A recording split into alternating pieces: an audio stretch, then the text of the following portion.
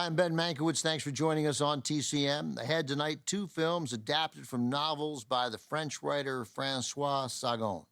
Born in 1935, Sagan caused quite a bit of controversy when she entered the French literary scene, not only for the adult themes of her work, but because Sagan was barely an adult herself, publishing her first novel at just 18 years old. By the time she'd turned 30, she'd written 6 novels, 4 plays, and a ballet, which means Francois Sagan was what we call a show-off, or, as they say in France, a show-off. I could have done that better. Many of Sagan's works have been adapted for the big screen. Some were made with her participation, some without. Of the ones she did not work on, she singled out our first film tonight as her favorite. From United Artists in 1961, this is Goodbye Again. Based on a novel Sagan wrote at 24, the film stars Ingrid Bergman as a 40-year-old interior decorator living in Paris and hopelessly involved with a wealthy businessman with a penchant for younger women. So when a younger man comes knocking on Bergman's door, she answers. French actor and singer Yves Montand plays the older man, with Anthony Perkins as the younger suitor. Goodbye Again hit theaters just a year after Psycho, where Perkins played a very different young man, though both were a bit obsessed with an older woman. The similarities between the films pretty much end there.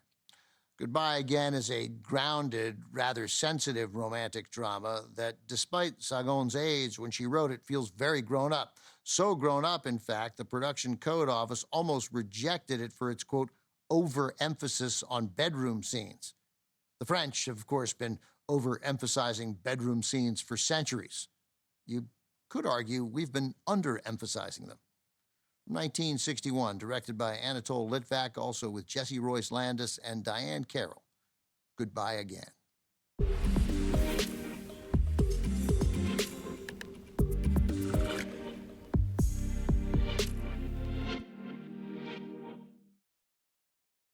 In 1960, Anthony Perkins became an international star after his performance as a loyal son to his controlling and sedentary mother in director Alfred Hitchcock's Psycho. Afraid of being typecast as a disturbed young man, Perkins packed his bags and flew to Paris to make Goodbye Again. It was the right call. Perkins' performance here won him Best Actor at the Cannes Film Festival. That almost didn't happen because Goodbye Again's submission to the festival nearly didn't happen. When director Anatole Litvak arrived in Cannes for the premiere, he discovered that not only did no one book the suite he'd reserved, he had no hotel room at all. He threatened to pull the film from the festival unless the hotel provided immediate accommodations. The threat worked. Litvak got his room. Cannes got the film. Perkins got his award. Even with his success at Cannes, Anthony Perkins could never quite escape the long shadow of Norman Bates and Psycho. 23 years after Psycho, Perkins gave in to the pressure and reprised the role of Norman Bates in 3 sequels, each to lesser and lesser effect.